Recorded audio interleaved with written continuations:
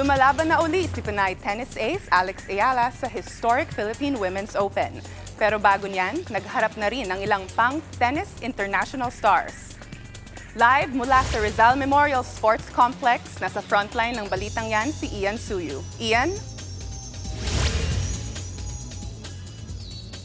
Jasmine, tuloy-tuloy nga ang matinding paluan at hampasan sa pagpapatuloy ng kampanya ni Pinay tennis ace Alex Ayala sa round of 16 ng Philippine Women's Open dito sa Rizal Memorial Sports Complex. At hapon pa nga lang, jam-pack na dahil sobrang dami ng mga kapatid nating supporters na talagang nag-aabang para sa kanyang laro. Mula sa maulang panahon kahapon, kanina ngumiti na ang haring araw at nagsimula ng maaga ang mga laro sa tennis courts dito sa complex. Unang sumalang sa round of 16 si Sofia Costulas ng Belgium na nasweep si Ye Xinma ng China. Nagtapat rin ang tie netter na si Mananchaya sa Wang Kaeo at Lin Zhu kung saan nagwagi si Zhu in straight sets. Mula naman sa dominanteng performance kagabi, sumalang agad si Olympic silver medalist Tita Donna Vekic sa round of 16 kontra kay Maria Chakeva ng Russia. Nasweep ni Tita Donna si Chakeva.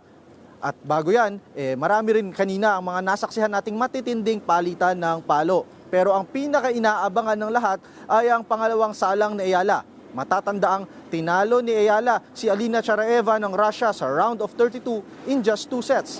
Si Ayala ang tinuturing ngayong top favorite sa torneo lalo't pumasok siya as second seed sa torneo. Nauna na ring sinabi ni Ayala na wala raw dapat ikakaba ang mga supporters niya sa kabila ng medical timeout noong nakaraang game. Nakapagpahinga naman daw siya kahapon. Sa kabilang banda naman, hindi biro ang makakalaban ni Ayala na si Jimeno Sakatsume. Rank as number 140.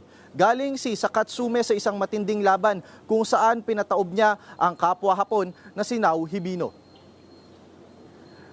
Jasmine, maidagdag ko na lang, kanina nga nasaksihan natin na na-upset o natalo na po ang number 1 seeded na si Tatiana Maria ng Germany. Kaya't malaki ang tsansa na mas mapapaganda nito ang kampanya ni Alex. At abangan natin kung ano ba ang magiging resulta ng laro ng ating Pinay tennis ace ngayong gabi. Yan muna ang latest mula dito sa Rizal Memorial Sports Complex. Balik sa'yo, Jasmine. Maraming salamat, Ian Suyu.